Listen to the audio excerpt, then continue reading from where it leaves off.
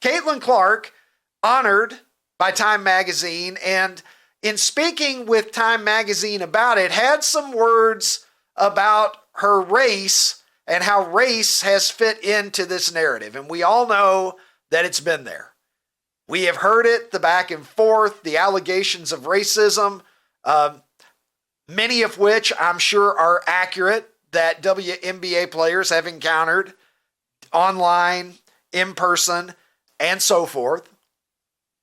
But Caitlin Clark held up as an example of white privilege by some. And Caitlin, in speaking to Time Magazine, said, "I want to say I've earned every single thing, but as a white person, there is privilege." I have said that Caitlin Clark's privilege as a basketball player is she's just a better basketball player than anybody else that I've ever seen on the court as a woman. Is she going to be the greatest women's player of all time? Well, there's only one way that we're going to find that out. We're going to have to let it unfold. But I think that she certainly has a great opportunity to take on that role. From Time Magazine, Clark is cognizant of the racial underpinnings of her stardom. "I want to say I've learned every single thing, but as a white person, there's privilege," says Clark. "A lot of those players in the league that have been really good have been black players. This league has been kind of built on them. The more we can appreciate that, highlight that, talk about that, and then to continue to have brands and companies invest in those players that have made this league incredible, I think it's very important. I have to continue to try to change that." I'm all in favor of racial equality and everybody being recognized for who they are and their talents without anyone being biased for or against that by the color of their skin. But having said that, Caitlin Clark is just a dynamic, incredible player. I've said it before. Michael Jordan, when he came into the league, his popularity even greater than Caitlin Clark's. Michael Jordan, of course, wasn't a white guy. He didn't come into the league with white privilege. He came into the league with "I'm fucking incredible" privilege. And that's why people were interested. And in the case of Caitlin Clark, yeah, are there some people that are more interested in her because she's white? I'm sure that there are, but I think that they are vastly outnumbered by the people who are simply in awe of her talent and what she can do on the court. In the NBA, the NBA has been a predominantly black league for years and years and years. 13 of the top 15 best-selling jerseys in the NBA last year were black guys. Jokic and Doncic are the only ones that were white guys out of the top 15. So the popularity, we don't look at the NBA and say, well, what about the popularity? Somebody needs to recognize the great black players in the NBA. Because we do that every day, because we recognize awesome. Steph Curry, Giannis, LeBron, all of the great players in the league. But race has become such a part of this issue with Caitlin Clark and in the WNBA. And there have been plenty of white players in the WNBA that have been anonymous for 3 decades as well. If it was a racial issue, why wouldn't some of these other white girls in the WNBA, women, he said respectfully, why wouldn't some of these players have already moved the needle if that's all that it was? So again, racial equality is very important. It's a huge part of what our country now is based on. Yes, we have a bad history going back to slavery, segregation, etc. We have to remember that. We have to be better than that. But I think we are now, and I think that most fans want to be able to enjoy sports without having these things layered on to where, can we just enjoy Caitlin Clark play without worrying about this? And more importantly, I'm speaking as a casual fan, a very casual fan. I didn't watch one Caitlin Clark game start to finish last year, but I followed with interest what was going on. But Caitlin Clark deserves to be able to play without being asked about this all the time. Her answer was thoughtful. She's trying to strike the right note. I'm sure that she wants all of the other great players in the league, regardless of their race, to be recognized for their talent, and that is to be commended. But I hope that we can get to a part here pretty soon of the Caitlin Clark story where we can just focus on her incredible talent and focus on the talents of players like Juju Watkins, who is coming up right now in collegiate basketball with USC, that Ronnie T-Shirts, America's foremost WNBA expert, says that she's just as good, might be better. I'm a little bit questioning that right now, but I'm eager to see the Juju Watkins story play out.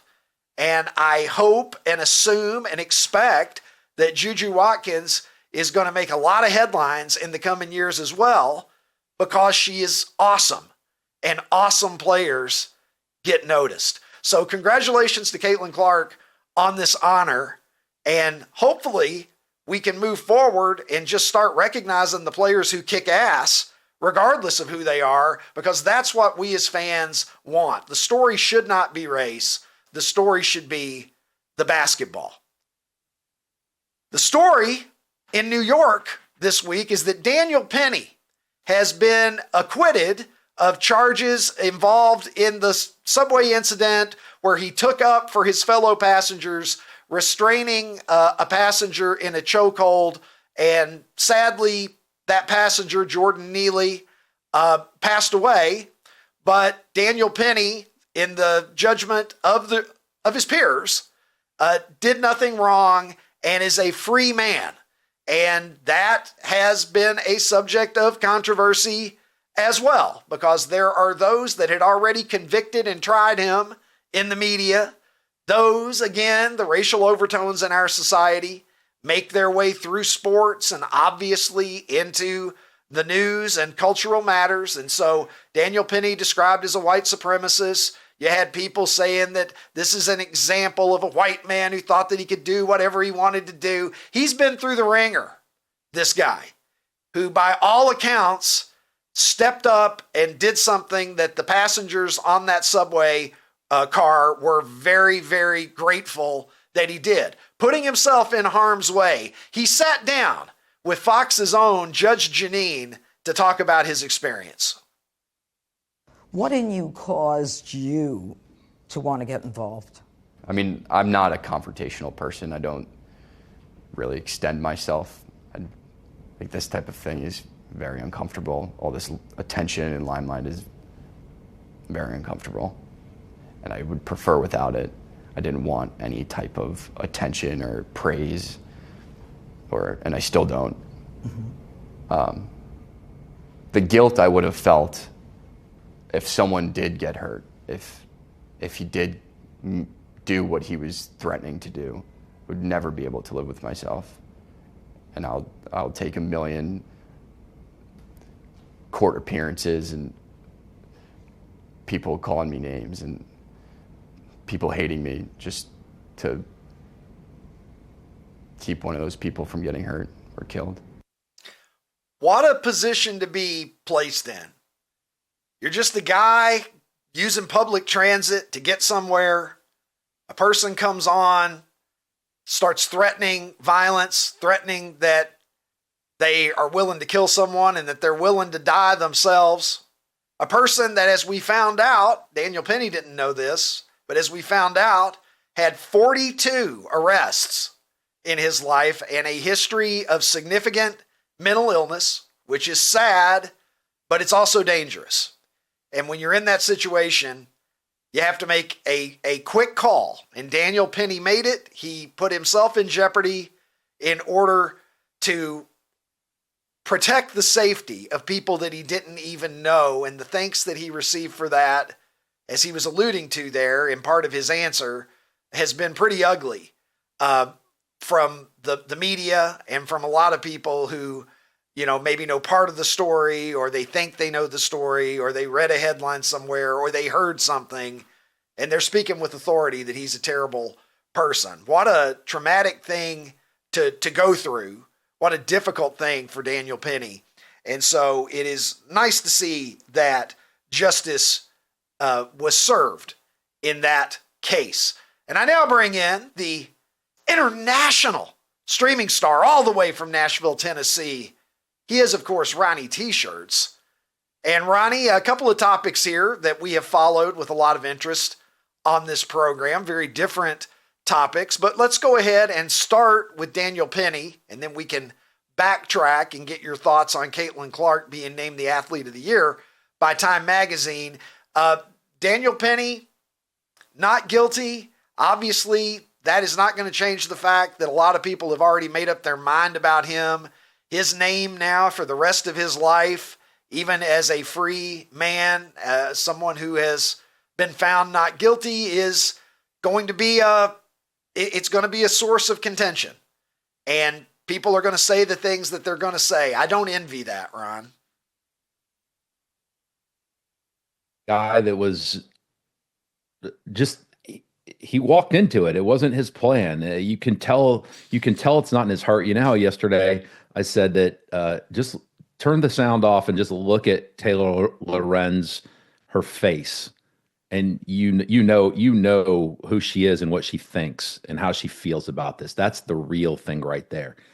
You could have just done the same thing right now. Is turn the sound off. If you would have known the context of like, hey, he's being asked about this situation. Oh my gosh, did you see his face and just his body movements? It's like the dude seems like such a good dude, and I think I saw a lot of people saying he's showing no remorse.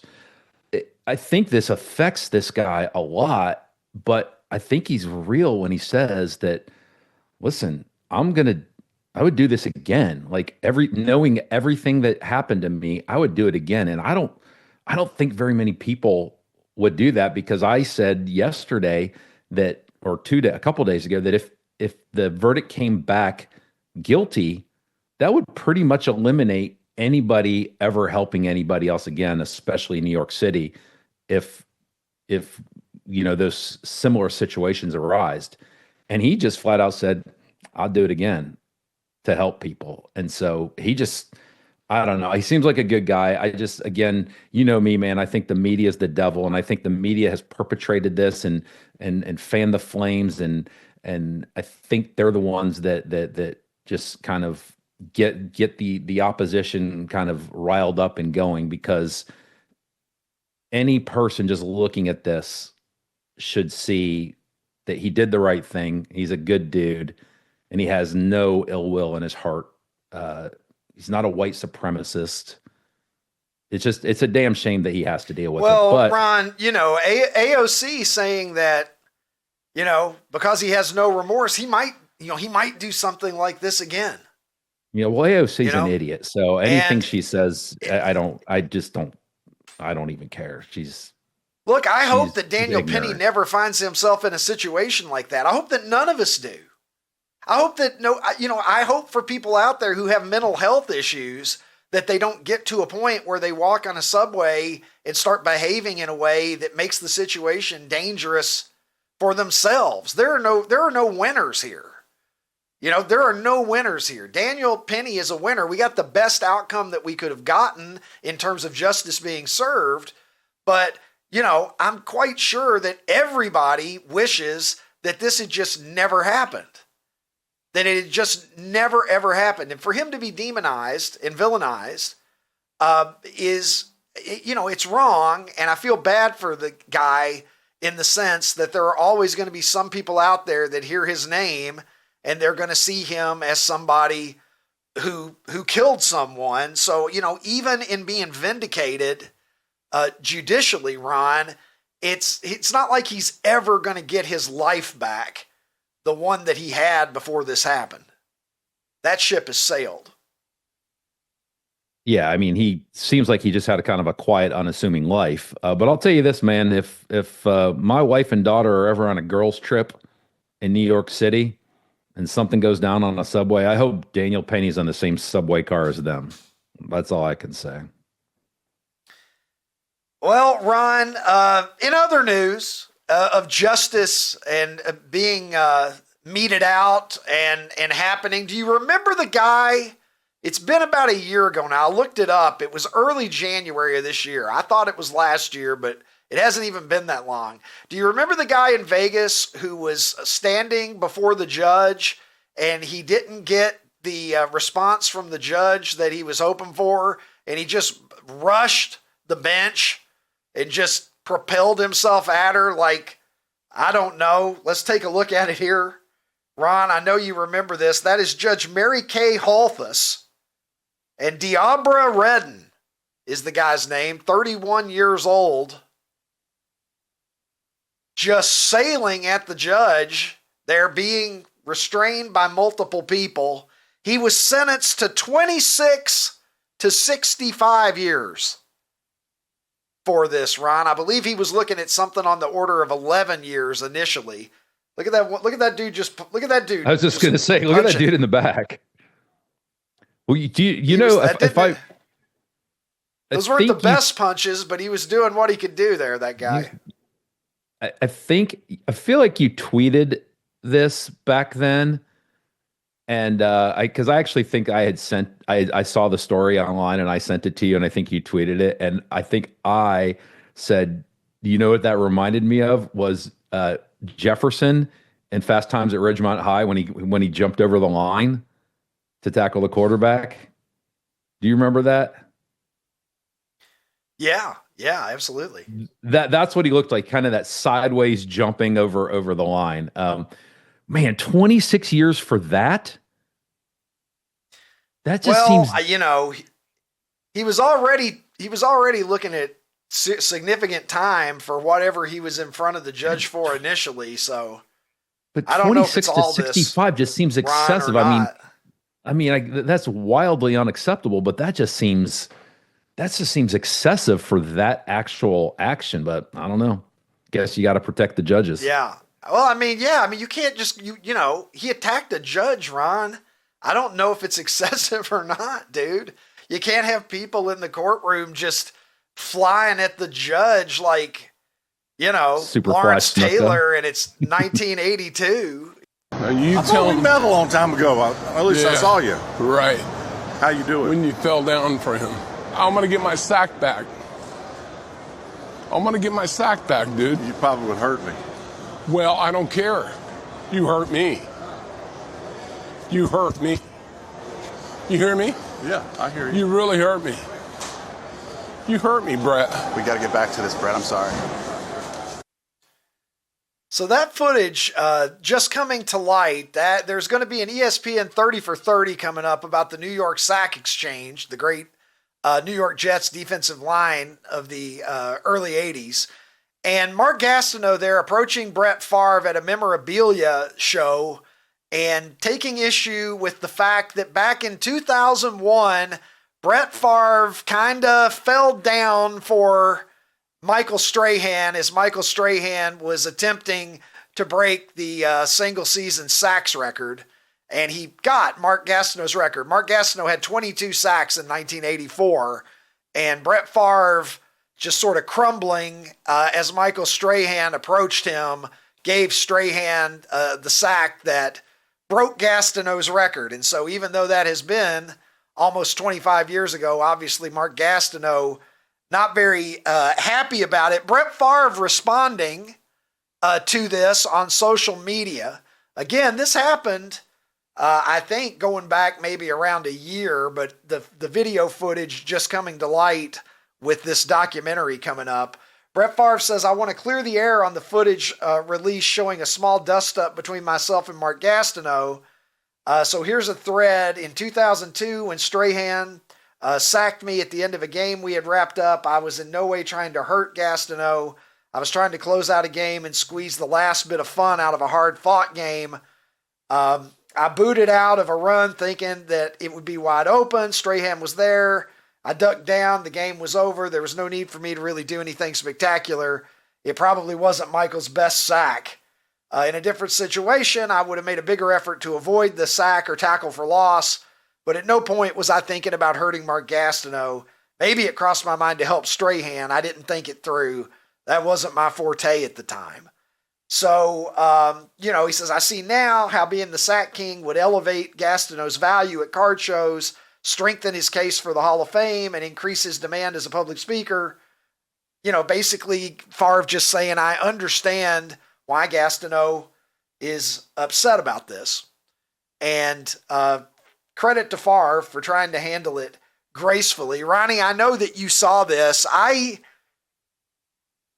mostly just feel sorry for Gastineau, and Favre going on to say that he hopes that Gastineau one day joins him in the Hall of Fame and that Mark Gastineau belongs in Canton. So that's a pretty strong endorsement there from Brett Favre. When I watched that, I just feel sorry for Mark Gastineau. I don't know what the response is that we're supposed to have, but I felt sorry for him because there was a sincerity in the way that he was talking to Brett Favre that I found vulnerable, and it just makes me feel sorry for him. Yeah, it was uncomfortable to watch, and it wasn't like he didn't come after him with like anger and vitriol. It was just you could tell he was really hurt, and like I actually thought, I thought he was gonna start to cry. It was just a very uncomfortable, awkward kind of thing to see, and it's so easy for us talking heads to say what we think and how things are, but man, we don't know. We don't know what this really meant to Gastineau, and the pain and the disappointment that he's like, this would have been mine, but I don't know, man. It's so easy for us to just have hot takes, and I can't do that because he just he just looked vulnerable, and it was sad, and I feel bad for him. Yeah, it's just a sad situation. I think he has gone through some issues, physical and maybe some cognitive issues that he's dealing with as well. Yeah, he kind of seemed like a broken man. He kind of seemed like a broken man, and I'm not piling on. Wish him the best, and and Favre, even in his situation, is just announced that he has Parkinson's. It's just a reminder, among other things, of what a brutal game it is that those guys play, and beneath being warriors, and beneath all of the physical, the pounding and the toll that it takes on their bodies, that, beneath all of that, they're human beings too. And, seeing Gastineau in that condition is, something that just, I have sympathy for the guy. I'll tell you, I didn't have sympathy when I was a kid for George the Animal Steele. Ronnie, do you remember this guy? That's a hairy dude. He used to, let me tell you, when he comes in for the waxing special, he's going to get his money's worth. I'll tell you that. But, he used to eat the turnbuckles. Ron, he would just tear into the turnbuckle and get all the stuffing out of it. And turns out the guy was a teacher. He was like a middle school or a high school teacher. Scared the shit out of me when I was a kid, but at the same time, there was a part of me that just wanted to stroke his furry pelt, Ron. 50% terrified, 50% I want to buy him a scratching post and bring him home. Get him a dish that says George on it and put food out for him in the morning and at night, and, just have a pet. Venues that I've been to, sporting venues, that gave me a, wow, I can't believe I'm really here feeling the first time that I was there. Some of these places I've only been to once.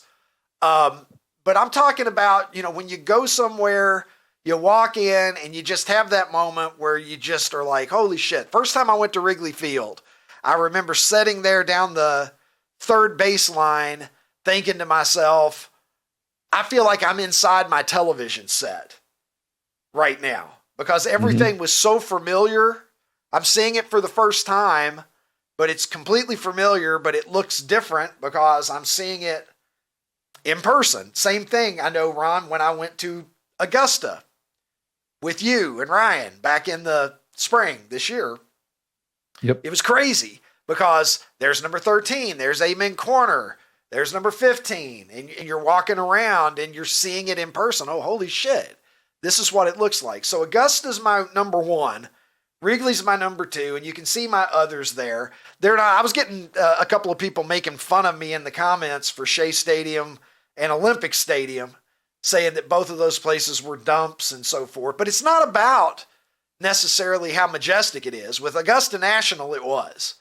Seeing Wrigley 25 years ago, yeah, it kind of was, because you're like, oh man, this is so cool.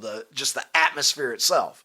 Shea Stadium wasn't anything to write home about, but it's where the Beatles played one of their most famous concerts. You had Dwight Gooden and Darryl Strawberry and the '86 Mets and Tom Seaver and all of that. So, Shea Stadium was a big deal to me. It wasn't about it being an architectural masterpiece or an aesthetic experience that was like no other. Same with Olympic Stadium. I couldn't believe that I was there. It had been 10 years since the Expos left, and I went up there for a couple of Blue Jays Mets games, and I felt like I had a cheat code. I thought that the Olympic Stadium was forever going to be on my bucket list, but I was able to get it. So I had about 10 there, Ronnie. Before we look at some of the replies that we got from Super 70 Sports Nation, are there any that you'd like to mention as places that sort of gave you that wow factor? Absolutely. So I have a few. Two of them are golf courses. So obviously Augusta, I mean, it felt like I was in a national park. It was so beautiful, and just walking around thinking about everything I had seen on TV my entire life. Gosh, excuse me. The other golf course was the old course at St. Andrews, and we took a family picture. I'm so jealous of that. Yeah, I'm so we took jealous a family. of that one, we took a family picture on the bridge on the 18th. On the 18th, so that was really, really cool. I'm going to say what everybody knows I'm going to say is Ohio Stadium, but you got to understand, as a little kid, absolutely loving Ohio State. The first time I walked into Ohio Stadium, it was almost a religious experience to me. And I will tell you, the first time I walk in and, through the concourse and see the field, I still get this crazy feeling, even though I've been in that stadium, I mean, probably 100 times. And then the other one was the Rose Bowl. When I went to the Rose Bowl, I don't know, 4 years ago, that was just. Have you ever seen the Rose Bowl, Ricky? I have not. I haven't even seen it. So for anybody out there watching that's seen it, they know you actually drive through what seems to be this kind of older residential area. There's no commerce, no anything. You drive, and then you turn the corner, and all of a sudden, right there, it makes no sense. It's the Rose Bowl. Like, there's nothing around it except other houses, and it's just amazing. And then, we had to get that iconic picture of us standing outside the Rose Bowl with the Rose Bowl logo, how that's lit up on the outside of it. And it's one of my favorite pictures of all time. Iconic. So, yeah, but and then the other one was Lori and I went to Barcelona, 15 years ago, and we went to a soccer game at Barcelona's stadium, and that was pretty cool. All right, those are pretty good, dude. Let's see what the people have to say about it. Paul Drury, look at that. Is that the Hartford Civic Center? Is that where the Whalers played? All right, yeah, it's the Excel Center now, but the Hartford Civic Center, damn it, is what I say. Look at that 1986-87 Adams Division banner hanging proudly. That's a sweet bastard. Dan DeRose says Saratoga Racecourse. And no matter how many times I go, and I go a lot, the wonder and beauty never gets old. And that is a rather attractive photograph there, Dan. If I can judge it by the photo, I see where you're coming from. Whether it was Baltimore, Philly, or New York, New Jersey, look at this asshole. Who is this guy? Look at that sweet bastard. There. Oh my God, it's producer Tim chiming in. The venue was irrelevant. Army, Navy made me say, wow, I can't believe I'm crying again during pregame national anthem. Yeah, that's a hell of a thing right there. All of those enlisted men crowding into a stadium. That's one of the great rivalry games in all of sports there. And shout happening out this weekend to Reginald Martinez Munson, one of the finest turtles to ever draw a breath of air on this earth. I can tell you that, Ronnie. Andrew C. Jackson says Tiger Stadium in Detroit. I first saw it in person in 78. I was 8 and rode in a school bus with my Little League team from northern Michigan. It was around a 4-hour trip each way and totally worth it. I have been to the site. You see that flagpole out in center field, Ron? I have stood there with my hand on it. At least as of 10 years ago, it was still there. And I have stood where that mound used to be, and I have pitched, and I've taken some cuts from where home plate used to be. I don't know what's going on now, but they had a community group back in 2013 when I was there that were maintaining the grounds so that people could go there and enjoy the site of what little was left of Tiger Stadium. So I have stood on that hallowed ground. Hey, OutKick fans on YouTube, if you enjoyed this episode, hit the subscribe button and make your way over to OutKick.com where you can watch the full episode.